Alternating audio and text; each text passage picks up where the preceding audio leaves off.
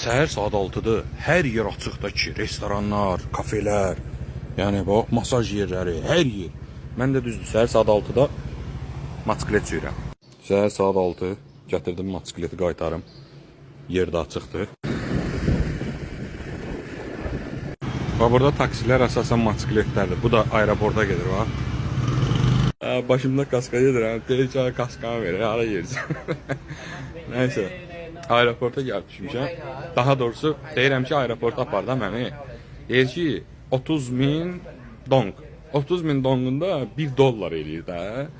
Yəni, düzdür, elə uzaq deyil, 10 dəqiqəlik yoldur. Amma yəni sərabını da aeroporta gəlsən və $1. Deyirəm ki, okey də, problem yoxdur. Bir dənə sevinir ki, ola bomba müştəri tutmuşam da. Normalda o qrablarla getsən, motosikletlərlə də 30 qəpik, 20 qəpik, 15 qəpikdir. Burada hər şey o qədər ucuzdur da, yəni inanılmaz. Nə bilim ha, Vyetnamı çox sevdim bir söz. Mən indi hal-hazırda Ho Chi Minh şeyinə uçacağam, şəhərinə. Qatarla zatla getmirəm, avtobusla getmirəm, çox zaman alır. Ölkə həddindən artıq çox böyükdür, uzundur. Bu başından o başına 2000 kilometrdir. Sürətdə də qatarlar yoxdur ki, tez gedin, maraqlı olsun. Ona görə məcbur təyyarə ilə uçuram. Bir də təyyarə də ucuzdur. $30-40 da. Yəni burada hər şey ucuzdur da, bir sözlə.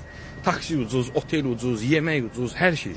İndi gedirəm Ho Chi Minhdə $1 yoxsa $2 hoteldə qalacam da. Yəni günü $1. 1 manat 50 qəpik. Görüm nətər olacaq, maraqlı.